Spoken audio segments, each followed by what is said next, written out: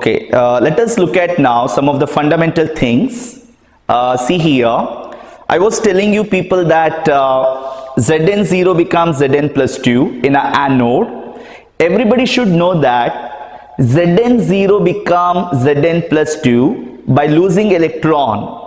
The electrons that it has lost, those electrons should accumulate on the surface of electrode. So let us show now the electrons Zn0 to Zn plus 2 reaction when it was taking place, whatever it lost, right? So those electrons it is going to get accumulate on the surface of the electrode. So you all can watch it. Anode is having the negative charge, that is due to the accumulation of electron on the surface of anode. So we are showing here anode is negatively charged. Now you see this copper plus 2, it is coming here to the surface of the electrode. Because plus 2 is coming to the surface of electrode, let me show you, copper plus 2 is accumulating on the surface of electrode, so that cathode it is positively charged. So we are showing cathode is positively charged. So you can see in the galvanic cell, anode is negative and cathode is positive. You may be thinking that no sir, when we were studying all these kind of cells in a lower classes, we saw there anode is positive and cathode is negative. Let me tell, all those things whatever you studied in a lower classes, absolutely they are correct. Anode is positive and cathode is negative, because there you only studied about electrolytic cell. I am talking here about the galvanic cell. Always you keep in your mind, anode is negative, reason I explained it. Cathode is positive, reason I already explained you people. So when it comes to electrolytic cell, the polarity gets reversed. So anode becomes positively charged and cathode becomes negatively charged. I hope you understand the distinguished point that is between the galvanic cell and electrolytic cell. Now everybody see this, you know that natural tendency, negative will start attracting positive ions. So everyone show here, negative layer is attracting the positive layer, and this positive is nothing but Zn plus 2 ions, zinc ions. Similarly, positive ions here, they will start attracting the negative ions.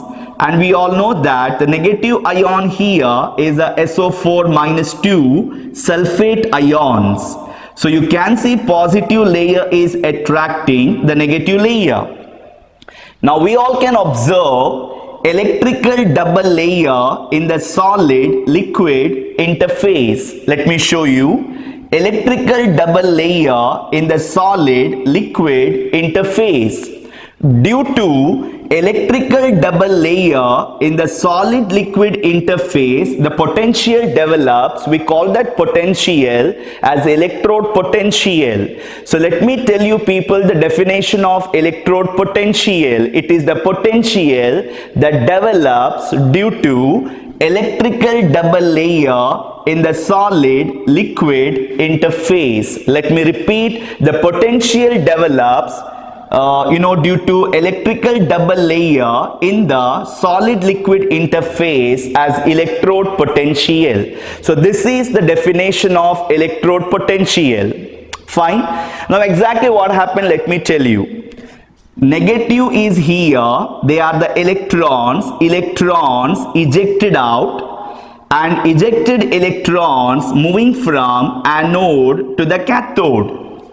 You're saying that in the galvanic cell, electron flow it takes place from anode to the cathode. You studied in physics something called the conventional current, where we are saying that exactly current flows in the opposite direction to the electron flow. When I will say you people, from anode to cathode electron is flowing, so where a current must flow from cathode to the anode. So everyone, you show now the current flow flow, it takes place from cathode to the anode, that is in the opposite direction to that of the electron flow. We call this current as a conventional current. The conventional current term is very general or common in physics. Okay, I hope you all got this. Now everyone know here that it's very common to say with the time, as time rolls, you all know that more and more Zn0 is becoming Zn plus 2. That means with the time, the concentration of the zinc ion in the solution, it becomes more. So let me show you people that with the time, the concentration of the positive ions in the solution, it becomes more. Let me show it just outside. It doesn't mean that these ions present outside the beaker. No. For a clarity of vision, I'm just keeping it outside. Otherwise, positive ion concentration increases more and more with the time in the solution. Now we look at this particular beaker. With the time, more and more copper plus 2 becoming copper 0. That means from the solution, copper plus 2 is going away. So copper plus 2 is going away means the concentration of sulfate ion becomes more. The concentration of the sulfate ion becomes more means the concentration of negative ions becomes more in this particular solution. So let me show you that the concentration of negative ions becomes more and more in this particular solution with respect to time. Now exactly what is the problem? Let me tell you people. See this electrical double layer. You can see electrical double layer in the liquid interface. Look at the electrical double layer in the liquid interface. Due to this electrical double layer in the liquid interface, the potential develops.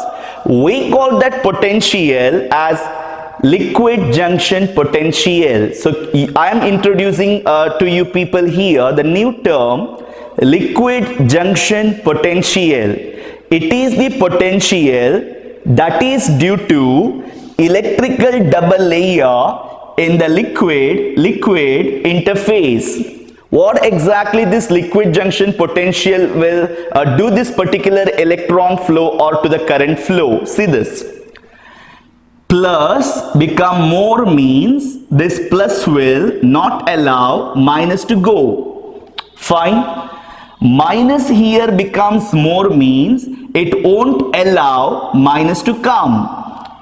Due to liquid junction potential, due to electrical double layer in the liquid interface, electron cannot flow across the circuit. Current flow not possible across the circuit. So we need to remove now the liquid junction potential. In order to vanish, in order to remove the liquid junction potential, I am using here the salt bridge. So let me show you the salt bridge here. It looks like there is a glass tube. It looks like this, the salt bridge. Fine, it looks like this, the salt bridge. In case you are not able to see it properly, the salt bridge, it looks like this. Exactly what I am keeping inside the salt bridge, I am keeping here the salt like potassium nitrate, ammonium nitrate in the agar-agar gel. So let me tell you, this particular salt bridge, it will be containing salt like potassium nitrate or it may be ammonium nitrate, and I am keeping this salt in agar-agar gel. What is this agar-agar gel? This is the gel. We are preparing it by grinding seaweed. You know that seaweed? We call it in Kannada Samudra Kale. By grinding it, we are preparing this agar-agar gel. And the seaweed, it is good for your, thyroid gland, because seaweed, it contains iodine in it. Okay, by grinding that seaweed, we are preparing this gel and we call this gel as agar-agar gel. This agar-agar gel will be containing salt. Now you see the function of this particular salt bridge. Now exactly what this negative ion will do in the agar-agar gel, it will move this side of the solution and it neutralizes positive ions present in the excess. Similarly, positive ion from the salt bridge, it will move to this side of the solution and it neutralizes excess negative ion present at this solution.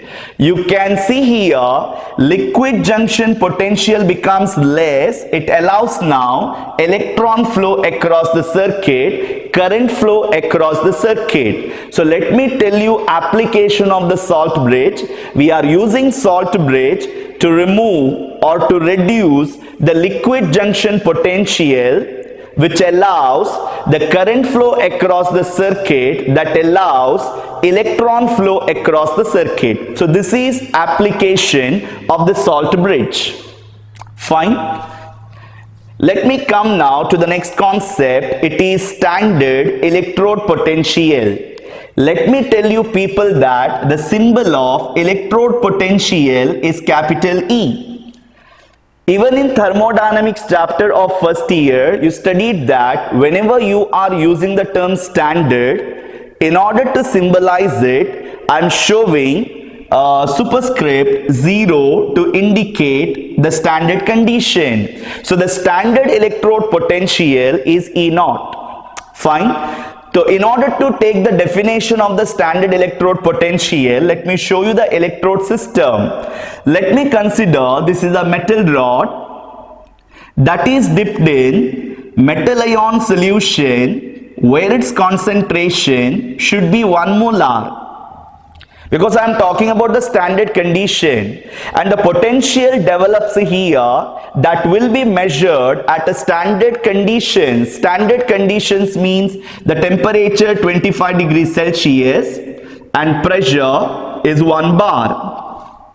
Let me define now the standard electrode potential. Let me tell you in a simple way. It is electrode potential that is measured at standard conditions. Temperature 25 degrees Celsius, pressure 1 bar. And you look at the half cell containing solution, okay, having metal ions, unit concentration.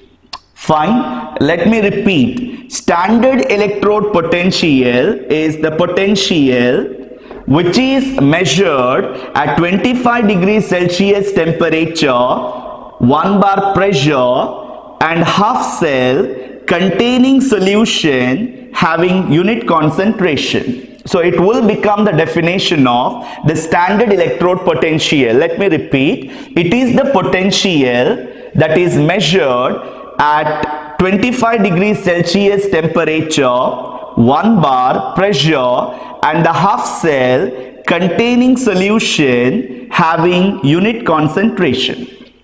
Done. It is the definition of the standard electrode potential. Fine. So after this, let me study now what do you mean by cell potential or EMF of the cell. Fine. Now EMF of the cell, its notation is E cell. Let me tell you people that actually if you look at the subject physics, they are telling you people that a cell potential and EMF of the cell are the different entities. But if you look at the chemistry books, they are considering cell potential and EMF of the cell as same. For both they are giving you the notation E cell. Fine. But in the NCERT textbook, even there they have given a single statement to differentiate the cell potential and EMF of the cell.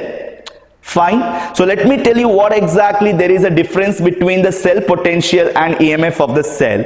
So you consider this as a cell. You go to physics lab, on table they will keep you, they will be keeping their cells. If you look at the, the label there, it will be mentioning like Daniel cell 1.1 volt. So that is nothing but EMF of the cell. Fine. So on the cell, the label what you will see, the potential value what they will label, right?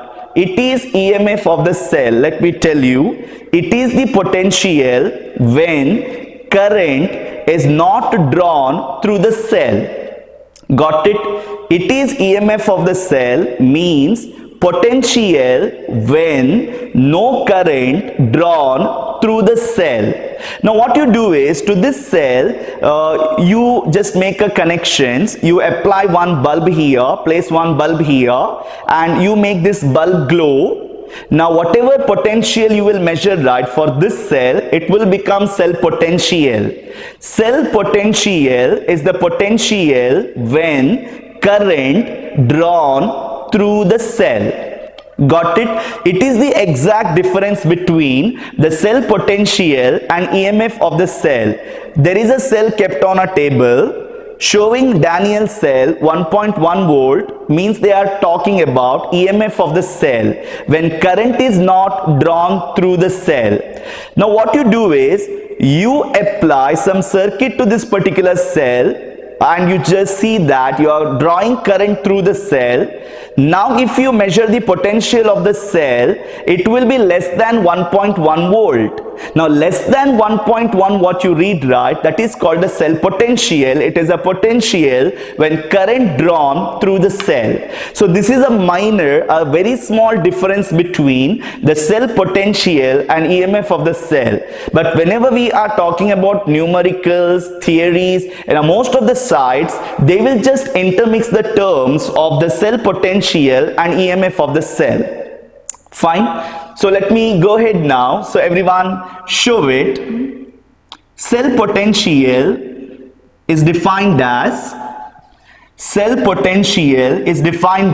please see this, two electrodes making a cell. In order to have electron flow across the circuit, there must be electrode potential difference. You know that E cathode value is more, E anode value is less, then only we can have electron flow across the circuit, then only we can have the current flow across the circuit. So the very basic and fundamental things that we need to know here is, there is an electrode potential difference in the galvanic cell, then only we can have electron flow across the circuit, then only we can have a current flow across the circuit. So we are defining cell potential as electrode potential difference in the galvanic cell. So everybody mention it. Cell potential is defined as electrode potential difference in the galvanic cell. So this is the definition of the cell potential. It is electrode potential difference in the galvanic cell, only this much. Now I will remember the term redox here. So let me write redox. You can see red is cat, and we all know anox, an means anode. The very important formula, put it in a box, very important for numericals, right? Let us come now to the cell representation concept. Let me tell you people that whenever we are talking about cell representation, there is a convention, like how we drawn a diagram of the cell, and we always took anode first, after that cathode. Similarly, whenever you are representing cell, you should represent anode first, after that you should have a cathode, and you all people know that between anode and cathode we are keeping a salt bridge, and we are representing salt bridge here as double vertical line.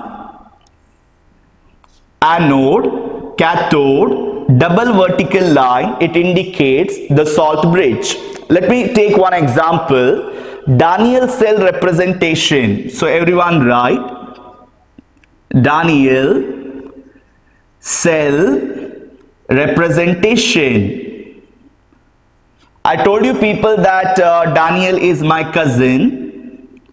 And through the electrochemical series, we concluded that anode is zinc and the cathode is copper. So let me show it. Anode I must show first. Anode is zinc. Everyone knows that a Zn0 become Zn plus 2 is oxidation. It's anode. So let us show Zn0 becomes Zn plus 2 is anode. Then you keep the salt bridge. Then we have cathode copper.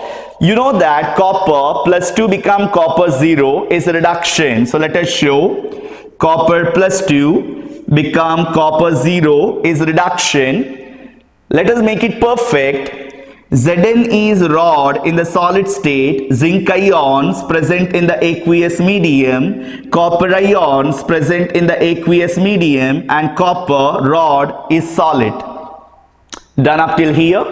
Now let me tell you one very important term here. I told you people about electrode potential. Let me tell you, anode, anox, oxidation half cell, oxidation potential, electrode cathode, red cat, reduction half cell, reduction potential. So let me tell you people the meaning of the terms oxidation and reduction potentials. Oxidation potential is the potential of an electrode to undergo oxidation. Fine. Reduction potential of an electrode is the tendency of an electrode to undergo reduction. Oxidation potential speaks about tendency of an electrode to undergo oxidation. Reduction potential, it speaks about the potential of an electrode to undergo reduction. Now, if you talk about the branch of electrochemistry, it always says that never use the term like oxidation and reduction potential, rather that you use unified a single term that is called the electrode potential. It may be anode, it may be cathode. For both you use the term electrode potential. Fine. Now, what IUPAC says? IUPAC says that electrode potential, it always must be measured in terms of reduction tendency.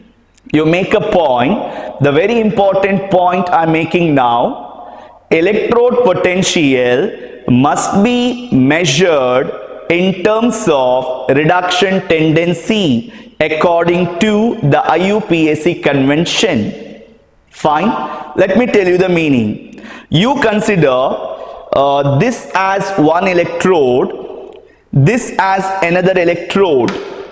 Let me tell you that electrode potential of this electrode is more, electrode potential of this electrode is less. I'm going to connect these two electrodes. Now I want to identify which one of the electrode as anode and which one as cathode. I told you people that this is having the value of electrode potential higher.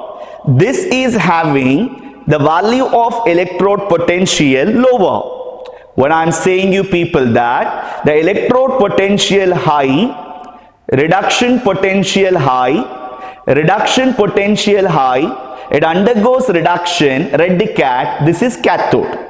Got it? Electrode potential low, reduction potential low, reduction potential low, oxidation potential more, it will undergo oxidation and NOx, this is nothing but anode. So this is how, by looking at electrode potential values, we are able to measure or we are able to tell which one of the electrode is anode and which one is cathode. That's the reason why IUPAC says that always you measure electrode potential in terms of reduction tendency. Electrode potential less, reduction potential less. When the reduction potential less, oxidation potential more, so it will undergo oxidation. So ox means anox, so this will become anode. Electrode potential more, reduction potential more, it will undergo reduction, red cat, so this electrode become cathode. So this is how we are identifying anodes and cathodes just by looking at the electrode potential values.